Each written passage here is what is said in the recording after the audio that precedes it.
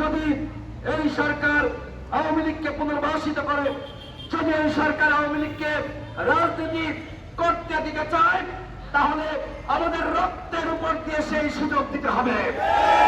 যতক্ষণ পর্যন্ত আমরা আছি, কেউ না থাকুক, কোন অধিকার পরিষদ আছে, আওয়ামী লীগের বিরুদ্ধে আমরা লড়াই চালিয়ে যাব।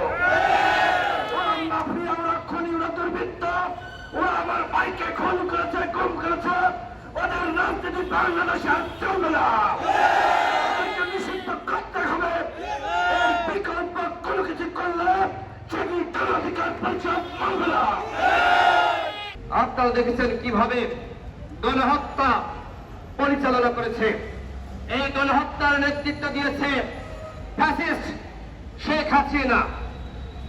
সেই শেখ হাসিনা ভারতে বসে বিভিন্ন অডিও বার্তা প্রদান করছে এবং তার সেই মেসেজ পেয়ে ছাত্রলীগ, যুবলীগ বিভিন্ন জায়গায় ষড়যন্ত্রে লিপ্ত হয়েছে। RICL TMX, যুগের পর যুগ স্থাপনা থাকে মজবুত। ওবায়দুল কাদের পালিয়ে গেছে। গণহত্যার মাস্টার মাইন্ড যারা ছিল তারা প্রত্যেকেই প্রায় ভারতে পালিয়ে গেছে। এখন অন্তর্বর্তীকালীন সরকার বলছে আসামিরা উপস্থিত থাকুক বা না থাকুক, আমরা রায় দিয়ে দিব। আপনারা বলেন বন্ধুগণ, আসামি বাংলাদেশে নাই, যারা অপরাধী তাদেরকে গ্রেপ্তার করছে না, তাহলে তোমরা কিসের গণহত্যার বিচার করবা? ওরা ভারতে থাকবে আর তোমরা গণহত্যার রায় দিয়ে দিবা, এইটা কোনো বিচার হইতে পারে না। এইটা হলো বিচারের নামে প্রহসন, এইটা হলো শহীদের আত্মার সাথে বেঈমানি। আমাদের স্পষ্ট কথা যে বন্দি চুক্তি ভারতের সাথে রয়েছে, শেখ হাসিনাকে, ওবায়দুল কাদেরকে, জাহাঙ্গীর কবির নানককে বাংলাদেশে ফিরিয়ে এনে বিচার করতে হবে। ওদের অনুপস্থিতিতে কোন রায় দিলে সেই রায় আমরা মানব না। শেখ হাসিনা যে অন্যায় করেছে, অপরাধ করেছে, শেখ হাসিনা কি মাপ পেতে পারে বন্ধুগণ? কোনোভাবেই শেখ হাসিনার ক্ষমা নয়, আওয়ামী লীগের ক্ষমা নয়। অনেকে বলছে আগামীতে যে নির্বাচন হবে সেই নির্বাচনে আওয়ামী লীগ যেতে পারবে। আপনারা দেখেছেন যে প্রধান নির্বাচন কমিশনার তিনি বলেছেন যদি সরকার অথবা হাইকোর্টের মাধ্যমে আওয়ামী লীগকে নিষিদ্ধ না করা হয় তাহলে আওয়ামী লীগ নির্বাচনে যেতে পারবে। আমরা স্পষ্টভাবে বলতে চাই, গণহত্যার বিচারের আগে আওয়ামী লীগ কোন নির্বাচনে অংশ নিতে পারবে না। যদি ডক্টর ইউনূস নিজেও বলে আওয়ামী লীগকে মাফ করে দেওয়া হলো, আওয়ামী লীগ নির্বাচনে অংশ নিবে, আমরা ডক্টর ইউনূসের পদত্যাগের দাবিতে আন্দোলন শুরু করব। আমার ভাইয়েরা জীবন দিয়েছে, আমার বোনেরা লাঞ্ছিত হয়েছে, এখনো পর্যন্ত হাসপাতালের বিছানায় কাতরাচ্ছে, আর তোমরা আওয়ামী লীগকে নিষিদ্ধ না করে জনগণের সাথে তামাশা শুরু করেছ।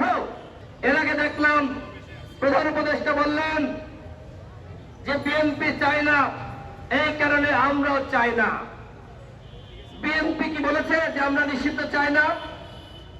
পরবর্তীতে এই বক্তব্য নিয়ে যখন বিভ্রান্ত শুরু হয় তখন বিএনপির পক্ষ থেকে লিখিত স্টেটমেন্ট দেওয়া হয়েছে যে আওয়ামী লীগকে নিষিদ্ধ করা হবে কি হবে না সেই সিদ্ধান্ত একান্তই সরকারের। আমরা সরকারে নাই, আমরা সিদ্ধান্ত নিতে পারি না।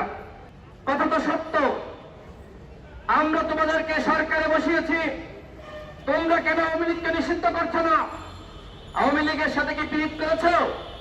আমরা দেখেছি ইতিমধ্যে আওয়ামী লীগের যে সকল গণহত্যার মাস্টার মাইন্ড এমপিরা কারাগারে, তাদের ৫-৭ জন ইতিমধ্যে জামিন পেয়েছে। কিসের বিনিময়ে?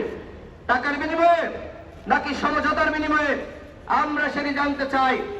কেন এই গণহত্যার মাস্টার মাইন্ড, এই অপরাধীদের গ্রেপ্তার করার পরেও জামিন দেওয়া হচ্ছে?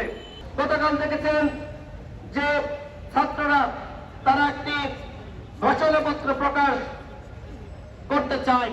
এর আগে তারা ৩১ ডিসেম্বর সেটি নিয়ে শহীদ মিনারে সমাবেশ করেছে।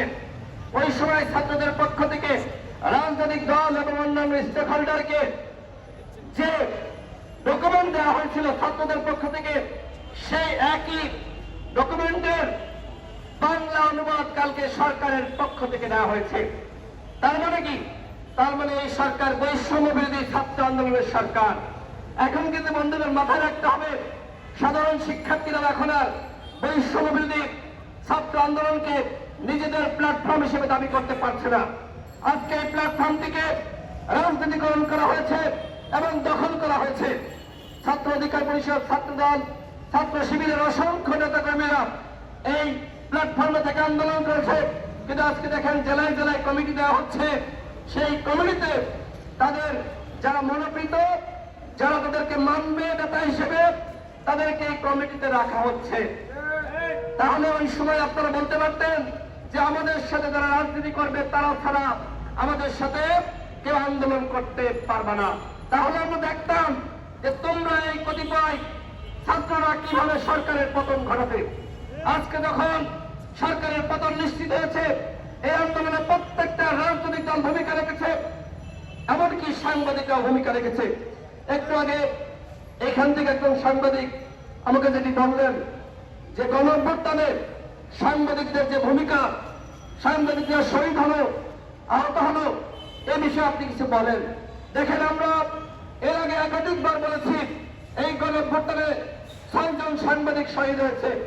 এই গণঅভ্যুত্থানে অসংখ্য সাংবাদিক তারা আহত হয়েছে, কিন্তু এখনো পর্যন্ত সেই সাংবাদিকদের যে ক্ষতিপূরণ দেওয়া, তাদের সুচিকিৎসার ব্যবস্থা করা, সেটি কিন্তু করা হয়নি। আমরা গণ অধিকার পরিষদের পক্ষ থেকে সরকারকে বলবো যে আপনারা অনতিবিলম্বে এই 6 জন সাংবাদিকের পরিবারের সাথে যে কোনো একজন উপদেষ্টা দেখা করেন এবং তাদের ক্ষতিপূরণ নিশ্চিত করেন, এবং যারা আহত হয়েছিল ওই সকল সাংবাদিকদের সুচিকিৎসা দেন, ক্ষতিপূরণ দেন। মহান মুক্তিযুদ্ধের শহীদের তালিকা নিয়ে প্রশ্ন আছে, ঠিক একইভাবে এই গণঅভ্যুত্থানের শহীদের তালিকা নিয়ে প্রশ্ন তৈরি হবে। আমরা এই কারণে সরকারের কাছে দাবি রাখছি, অনতিবিলম্বে শহীদের প্রকৃত তালিকা তৈরি করুন এবং এই শহীদ পরিবারকে ন্যূনতম 1 কোটি টাকা করে ক্ষতিপূরণ দিতে হবে। আপনারা দেখলাম যে 1 লাখ টাকা, 2 লাখ টাকা করে ক্ষতিপূরণ দিচ্ছেন। এইটা কি পর্যাপ্ত বন্ধুগণ? এবং একই সাথে যারা আহত হয়েছে এদের সুচিকিৎসা নিশ্চিত করতে হবে এবং প্রত্যেক আহত পরিবারকে তাদের যে ধরনের আহত হয়েছে সেই বিবেচনা অনুযায়ী ন্যূনতম 50 লাখ টাকা করে ক্ষতিপূরণ দিতে হবে। আমরা স্পষ্টভাবে বলতে চাই, যদি এই সরকার আওয়ামী লীগকে পুনর্বাসিত করে, যদি এই সরকার আওয়ামী লীগকে রাজনীতি করতে দিতে চায়, তাহলে আমাদের রক্তের উপর দিয়ে সেই সুযোগ দিতে হবে।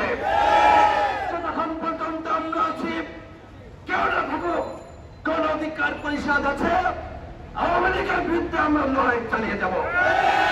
ওরা খনি, ওরা দুর্বৃত্ত, ওরা আমার ভাইকে খুন করেছে, গুম করেছে, ওদের রাজনীতি বাংলাদেশে আর চলবে না। নিষিদ্ধ করতে হবে। এর বিকল্প কোনো কিছু করলে সেটি গণ অধিকার পরিষদ মানবে না। আমার শেষ কথা বন্ধুগণ, ৭১-এর পরে শেখ মুজিবের নেতৃত্বে বাংলাদেশে একবার গণহত্যা পরিচালিত হয়েছিল। জাসদ এবং বিভিন্ন বাম সংগঠনের প্রায় ৩০,০০০ নেতা কর্মীকে শেখ মুজিবের নির্দেশনায় গণহত্যার শিকার হতে হয়েছিল। এই দ্বিতীয়বার আমরা দেখলাম তার নিকৃষ্ট কন্যা এবং ডাইনি শেখ হাসিনার নেতৃত্বে প্রায় ২০০০ ছাত্র জনতাকে হত্যা করা হয়েছে। দ্বিতীয়বারের মতন আওয়ামী লীগ গণহত্যা চালিয়েছে। আওয়ামী লীগকে আমরা তৃতীয়বার গণহত্যা চালানোর সুযোগ দিব না। সুতরাং সরকারকে বলবো, আপনারা আওয়ামী লীগকে নিষিদ্ধ করুন। ইতিমধ্যে এই দাবি কিন্তু প্রত্যেকটা দল থেকে বলা হচ্ছে। গতকাল জাতীয় সংগ্রামে বিভিন্ন দল কিন্তু এই দাবি উত্থাপন করেছে। সুতরাং যদি আপনারা আওয়ামী লীগকে নিষিদ্ধ না করে কোন নির্বাচন আয়োজন করার চেষ্টা করেন, তাহলে কিন্তু আপনাদের এই উপদেষ্টা পরিষদের বিরুদ্ধেই আমাদের আন্দোলন শুরু হয়ে যাবে। ইতিমধ্যে দেখেছেন প্রত্যেকটা জিনিসের দাম বেড়েছে, জনগণের নাবিশ্বাস ওটা শুরু হয়েছে। জনগণ কষ্টে রয়েছে, রিক্সা চালক, ভ্যান চালক, কেউ কিন্তু এই সরকারের উপর সন্তুষ্ট না। সুতরাং আপনারা যদি এইভাবে জনগণকে অখুশি রেখে আপনারা মনে করেন যে আমাদের মতন করে আমরা সরকার চালাবো, তাহলে কিন্তু জনগণ আপনাদের বিরুদ্ধে আন্দোলন শুরু করতে পারে।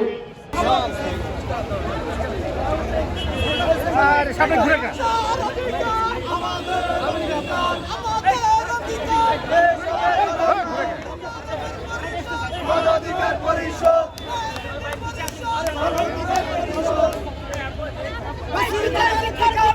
এই বাংলায় হবে না, শেখ হাসিনার ঠিকানা এই বাংলায় হবে না, আপনাদের ঠিকানা এই বাংলায় হবে না, পুলিশের ঠিকানা এই বাংলায় হবে না, আপনাদের ঠিকানা এই বাংলায় হবে না, আপনাদের ঠিকানা এই বাংলায় হবে না, পুলিশের ঠিকানা এই বাংলায় হবে না, তোমার আমার পরিষদ মানবাধিকার পরিষদ।